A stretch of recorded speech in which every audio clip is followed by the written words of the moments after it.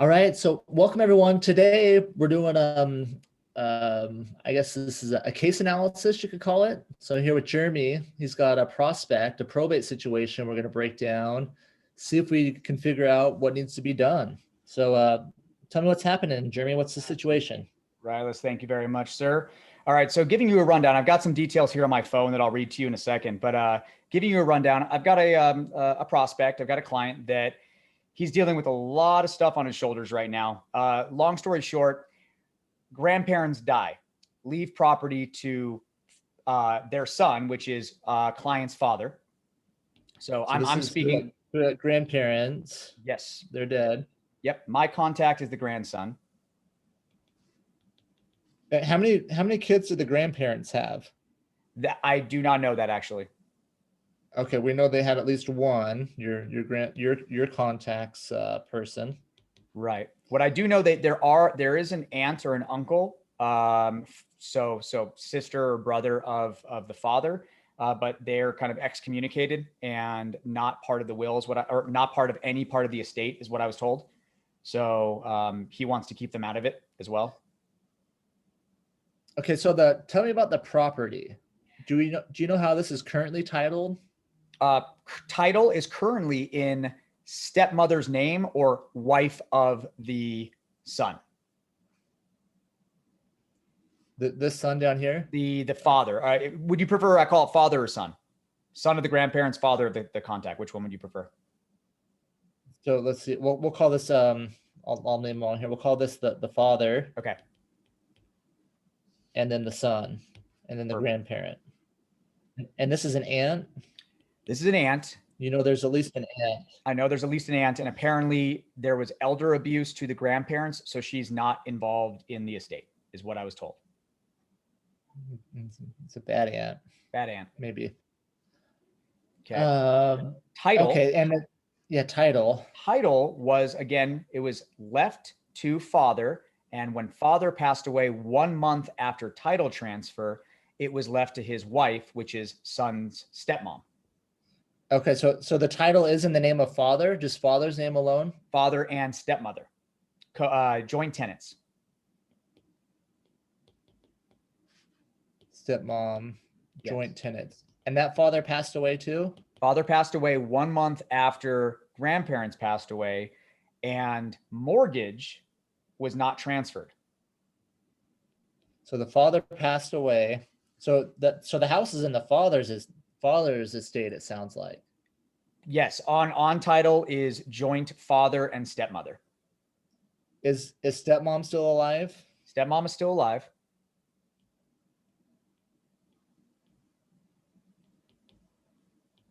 See what I needed my iPad? Yep. This is how I break it down.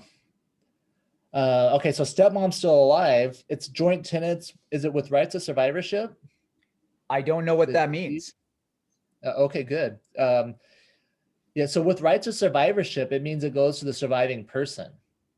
So okay. This sounds like what you need to do next. So figure out exactly what the title says, because it's either going to be joint tenants, or it's going to be tenants in common. Gotcha. I'll try to pull up what I can right now. Give me 1 second.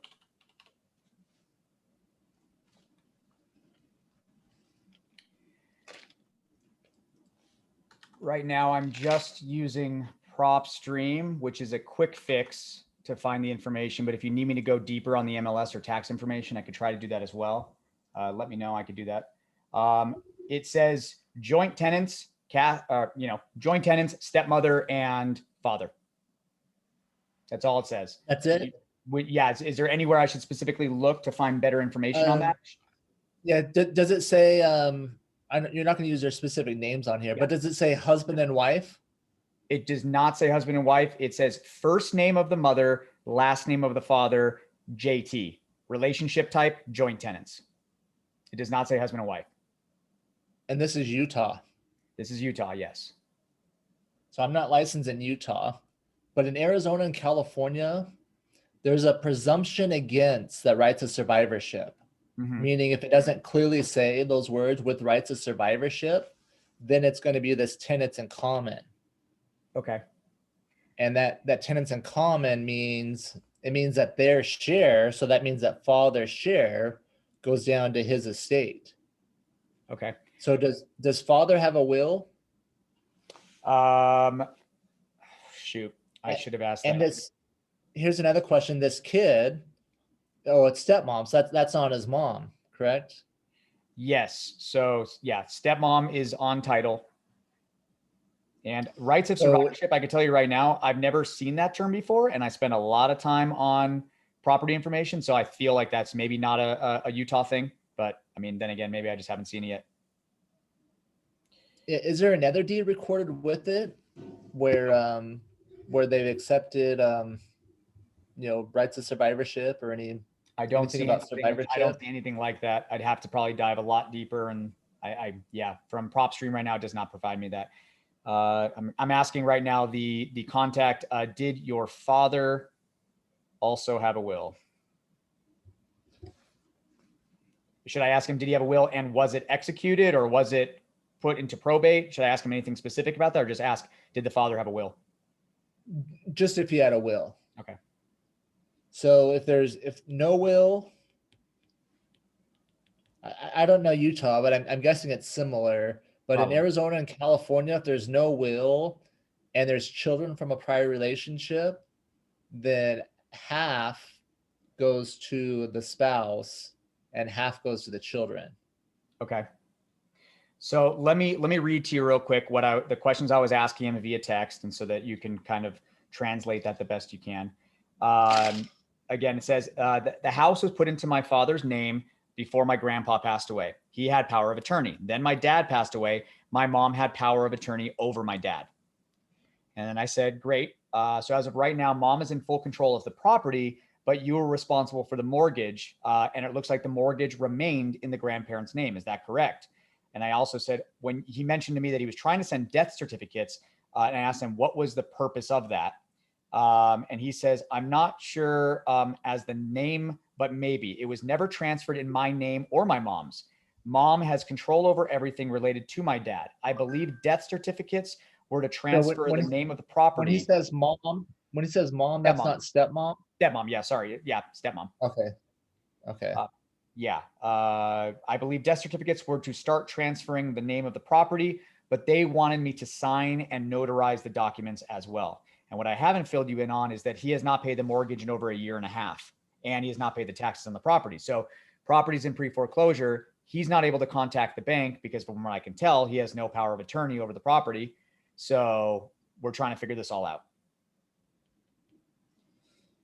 Okay. Do you know if there's equity in this property, or what are you trying to do? Obviously, I mean, what my goal is to help in the best that I possibly can. And as a backup plan, if I need to buy the property from him, I'm available to do so as well. But do we believe there's equity in the property? There's equity in the property. Yeah. They have a remaining balance. I think they took a refi out somewhere around like 10 years ago. So there's a remaining balance of 73,000 on it, but the home is valued at over 300.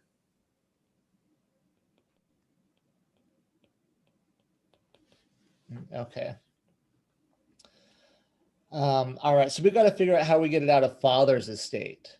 So it sounds like that share, it's just joint tenants. So it doesn't specifically say what happens to father's interest. So see if there's a will, or see what controls his interest. The last question I asked him, sorry if I missed this one. I asked him, was the plan, because you were sending over the different death certificates, was the plan for your stepmother to transfer title to you? And he says, yes, that was the plan. So I believe, I don't know if it's a verbal, I don't know if they're just going to do a title of transfer, quick claim deed. I'm not really sure. And yeah, I just asked him, did the father also have a will? And he says, my mom had power of attorney, so she had control over everything. Okay. It's confusing because people misuse terms, right? Yeah, by power of attorney, powers of attorney don't mean anything after someone passes away. So maybe that she didn't have the authority. So good. Sounds like stepmom's in agreement, though. They're working together, right? You have good relationship. Sounds like you have a cooperation, her cooperation. So you'll just have to figure out dad's estate, the father's estate. So see what's controlling it, if there's a will or not. See if, do you know if father had any other kids besides the son? Did not ask that yet. But from what I can tell, I think he might be the only son, but I'll confirm that. Okay, yeah. So see that if there is multiple children and there's no will, then they're going to be, the equal beneficiaries. Okay. And see what the Utah laws are, the Utah laws of intestacy. Okay. So you just Google that.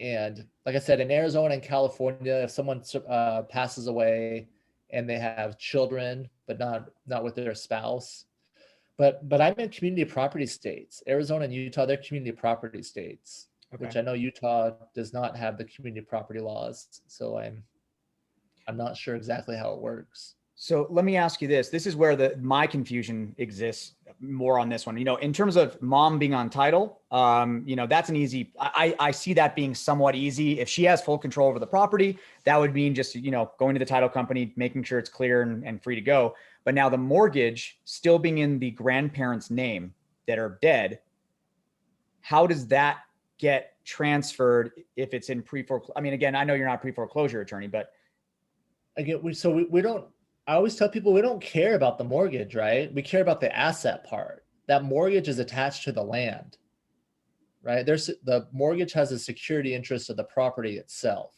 So if they don't get paid, they can foreclose and take that property back. Okay. So I know PACE has done sub-twos on dead people where, the mortgage is in the name of the deceased people. And again, as long as the bank's getting paid, they usually don't have an issue with it. It doesn't cause any type of problems. So if you're looking at, sub-2 scenarios, it's just that I guess what makes it difficult is we don't have anyone alive that can get powers of attorney for the mortgage or like that. We don't have anyone that can deal with it. That's the challenge. Right. I think Pace can help you navigate that. He's probably dealt with that before. Okay. That is if you are going to sub to it. Do we know if stepmom's living there still? No. Contact's son is living in it with his wife. Okay, son's living there. Okay. Yeah. And do they want to buy it from stepmom? No, they don't have any money. They haven't worked in over 2 years. I mean, they know it's not realistic. So, more than likely I'm going to come in as either sub 2 or cash offer, figuring they're probably about 30,000 in arrears. And then they have 73,000 remaining on the balance of their mortgage. So, $100,000 for the property or sub to it, obviously. Yeah. So I think we can get rid of the grandparents as part of the equation. They're holding the mortgage. That's only part of it. The mortgage is in their name, but really we want to transfer the ownership part. Okay. It sounds like some of it may be in dad's name. Now, if you're planning on selling it, you can ask the title company, to give them the titles, like, here you go, where I'm buying this from stepmom, and see if they need a probate, or see if it causes a red flag in their system. Okay. If they say, wait a minute, there's, it's in the name of father. Right. Okay. So from this point moving forward, so now we have a semi-clear understanding. Moving forward from this point, I'm going to be talking to son. Chances are I'm probably going to absolutely have to talk to stepmother. And if it's going to be a cash offer, it's just going to be going right to title company and there you go, done. But if it's going to be a sub 2, that's where I'm not clear. Am I going to try to, who do I speak to? What's the next step to do that? For the sub 2? Yeah. Ask Pace on that one. If he's got any tricks or ways to deal with the bank when they're deceased. Okay. Yeah. Yeah. Is this? But the asset part? It's in father's estate somehow. So you got to get it out of father's estate, or I guess it's a question of if it is in his estate, because it is a joint tenants. It's possible, in Utah, that it all switched over to stepmom. Right. So if that's the case, she would have the authority to sign your contract. or do we need some sort of probate for the father that's passed away? Cool. Okay. Yeah, I think that explains it. So I'll pass off this information once we give this video to Pace. I'll ask Pace to finalize the conversation and see what he has to say about the whole mortgage aspect of it. So great. Yeah, this is an interesting one. So it's like I said, my pictures help me out, kind of see it, see the different layers there. That's great. On a 10 scale, how complicated is this compared to the normal probate situation? This is like all probates, I'd say. It's just a matter of winding it down, figuring it out. So yeah, it could be straightforward once you get down to it. It could all be in stepmom's name, or this could take a probate for dad. Got it. Okay. So that's not too bad. Perfect. I thought it was, I have some situations right now, what I call double probate, where there was an estate going, and then the beneficiary of that estate passed away. So we had to appoint a probate in their estate so that they can collect from the other estate. Jeez. My initial thoughts that this was going to be something like that, but it looks like it was transferred from the grandparents, right? It was transferred before he passed away. Yep, that's what it seems like to me as well. The only thing in their name is perfect. Just the mortgage. All right, good luck, Jeremy. Thank you, Rilus. Sounds like you got some little bit of homework to do to figure it out, but that should get you the solution. Figure out who has the authority to sell it, whether that's got to go through father's estate somehow, or if that's only stepmom. Cool, perfect, man. Well, hey, Rilus, I really appreciate your time and your all your information and your knowledge. So we'll see how it goes, and I'll send you an email and I'll keep you updated. Okay. Great, thank you. Thank you. Have a good day.